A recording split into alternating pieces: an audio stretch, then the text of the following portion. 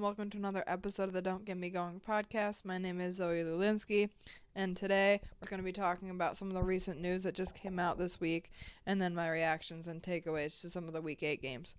I'm also going to be touching back on some of the things I've mentioned in previous episodes.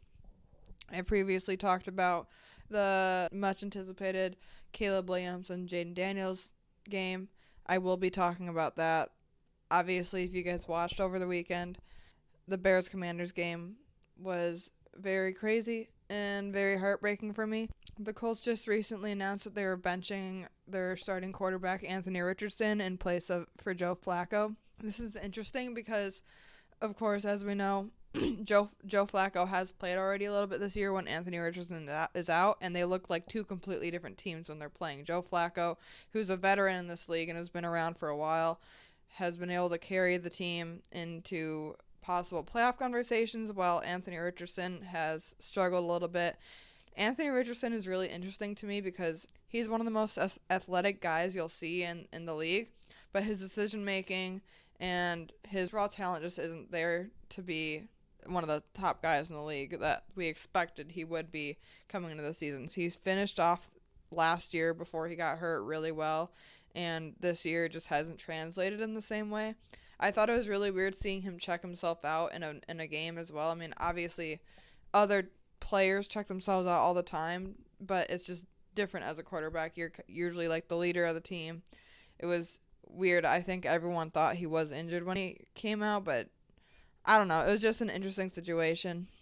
I think that probably was a major contributor to him getting benched, so I'm excited to see how they play with Joe Flacco going forward. Deontay Johnson, receiver for the Panthers, was also just traded to the Ravens, so he's adding more talent to that Ravens offense. The Ravens offense already looks like one of the best in the league. They, of course, struggle a little bit against the Browns, but that running attack is probably one of the best in the league with Lamar Jackson, who's a running quarterback, and then Derrick Henry, who's, in my opinion, is still one of the better running backs in the league despite his age. And then adding a guy like Deontay Johnson is just, I think that's a really good move for them going forward. And then it's unfortunate to hear Stephon Diggs, wide receiver for the Texans, reportedly tore his ACL in the game on Sunday. That's really unfortunate, especially because they're already missing Nico Collins due to a hamstring injury. However, there should be some good news going forward as Nico Collins is expected to be back around week 10. So without these two guys right now, I think the Texans could be looking at some major setbacks on their offense right now, which is not good to hear. CJ Stroud, even with Stephon Diggs in, was facing major pressure, so they need to do a better job protecting him. It's going to be interesting to see how they play before they get Nico Collins back. Heading in my top 10 after Week 8, I do have a new number 1. At number 1, I have the Detroit Lions. They look like the most threatening team in the league right now. No shade to the Chiefs. Obviously, they're still undefeated and still a team to beat in the AFC, but NFC-wise and league-wise, I think I'd be the most scared to play the Lions. I mean, they've scored over 100 points in the last few weeks combined, which is just insane. They scored 50 against the Titans and really showed no signs of stopping. I mean, it's interesting watching them. I've noticed every single week, like, it sucks for me in fantasy because I have Jahmyr Gibbs and I want to score as much as possible, but they were taking out their starters like before the fourth quarter of the last few games. This is just insane. I mean, when was the last time we've seen that with a team? And then even after losing Aiden Hutchinson on the defense, like, their defense still looks solid. Their offense looks lights out and dangerous. They're going to be scary moving forward. And then at number 2, I have the Chiefs. They're still undefeated. They're looking really good. They just added DeAndre Hopkins, so I think that can help pick up their offense. At number 3, the Bills. The Bills have been continuously getting better every single week. Obviously, they're still taking a little while to heat up a little bit, but they're looking like a really scary team to beat as well. At number 4, I have the Ravens. They also look like a scary team. They did just recently lose to the Browns, having a major setback there. But the Browns also looked like a completely different team over the weekend, having Jameis Winston in instead of Deshaun Watson. So I think that shows us what we needed to know about Deshaun Watson. He's not the player he used to be, and I think it's time for them to move on if they can find a way with all that guaranteed money they owe him.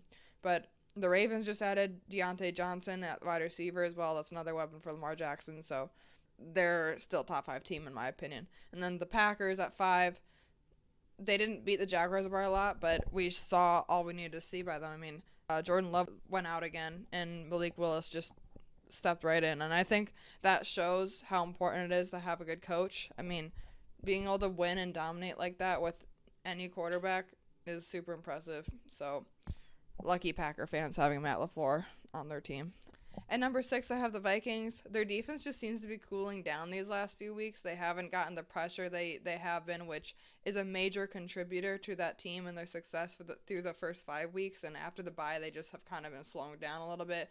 The offense is also starting to look like they're cooling down a bit. So, interesting to see where they go from there. But I'll be getting into this later, but that controversial face mask call at the end of the game against the Rams on Thursday night was tough to watch, but I'll be getting into that a bit later. Texans at 8, Steelers at 9, and then at 10 I have the Eagles. The Eagles look like they're actually performing the way they should be with all the weapons they have on offense, and that NFC East race looks to be closing in on just the Commanders and Eagles. So I'm really excited to see how that plays out. And then just some honorable mentions here. I have the Bucks, Falcons, Bears, and Niners. The Buccaneers, even without Godwin and Evans, look to be pretty solid this week still. That two-way race with the Buccaneers and Falcons I'm also really excited to watch. A lot of these divisions kind of are coming back to just the two teams as the season goes along. And then the Bears and Niners. The Niners, despite all the injuries they have, are looking to be putting it together a little bit. Christian McCaffrey should be coming back soon here as well, so we'll see how that impacts them. And then the Bears, that was a tough game to watch, but they have so much talent on that offense, and there was a setback in that game, but I think time will tell with their divisional games coming up in a couple weeks to see how they actually will fare the rest of the season. Getting into Thursday night's game in general, that controversial call at the end of the game with 1 or 2 minutes left in the game, the Vikings had to go 80 yards, so obviously it would have been hard for them to get down there, but it was doable.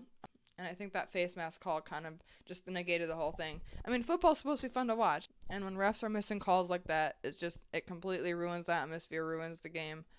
So I have also heard conversation about maybe there's going to be a possible rule change, or at least even in the playoffs maybe, with like the final 2 minutes being able to review flags, which I don't think, like, what does that hurt, being able to review plays? So I think that would be a really good idea to do.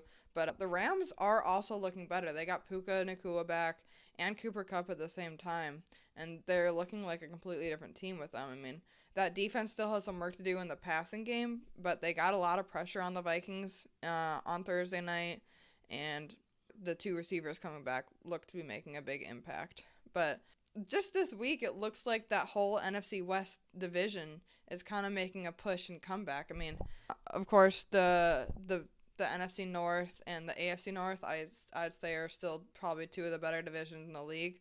But the 49ers, Seahawks, and Cardinals are all tied at 4-4, with the Rams at 4-3. So that division is wide open compared to some of the others in the league right now. And I think they're going to be really fun to watch as the season progresses. I mean, hot take here, but I think the Rams could win their division if they continue to play that they did on Thursday night. Like I said, their defense looked slightly better, pressuring the offense. And, I mean, the Vikings' offense before this game were number 1 in point differential.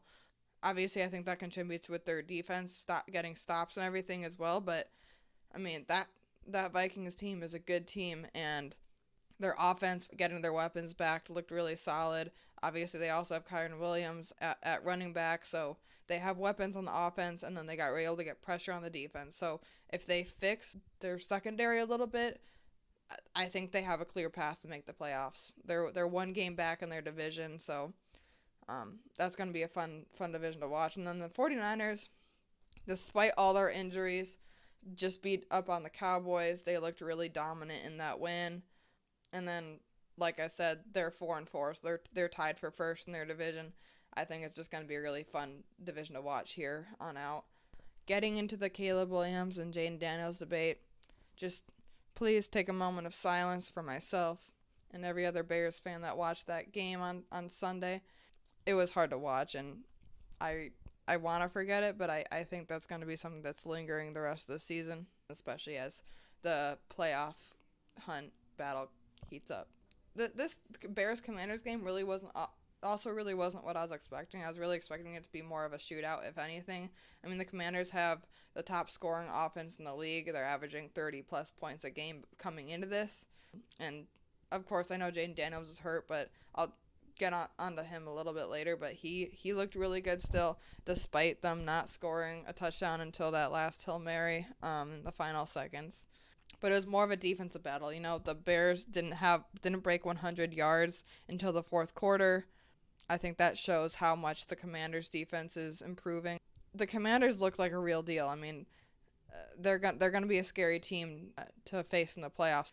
But yeah, it was a big defensive battle, and I think it raised a lot of red flags for things the Bears team needs to address if they want to continue to fight for a playoff spot in a division that they're in that is the best in the league. I mean, they're in fourth place right now, and they're 4-3. Like, that division is a gauntlet. The Bears had 2 weeks to prepare for this game, and they really just looked lackluster coming into it.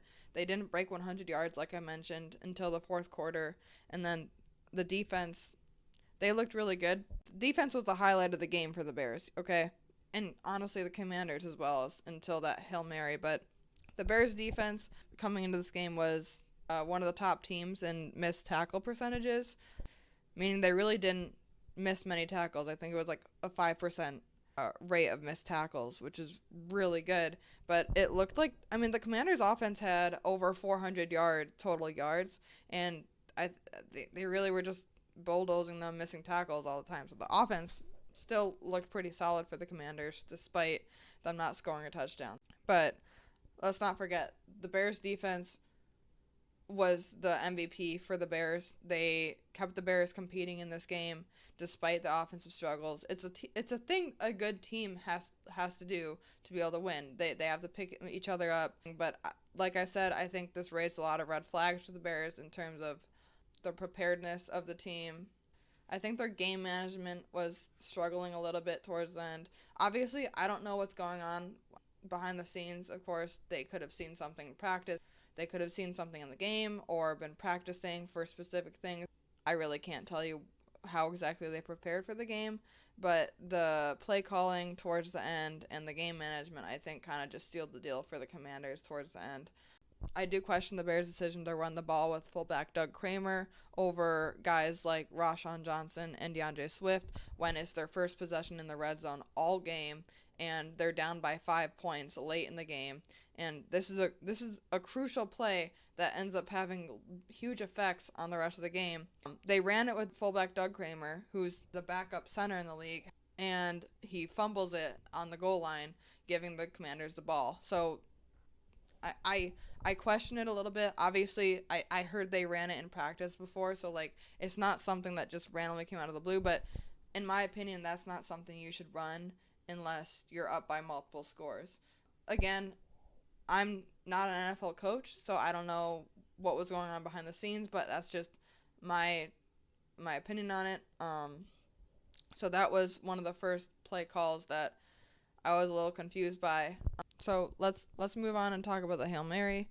There was a couple plays there during the game that I think could have been managed a little bit better. Again, I'm not a head coach.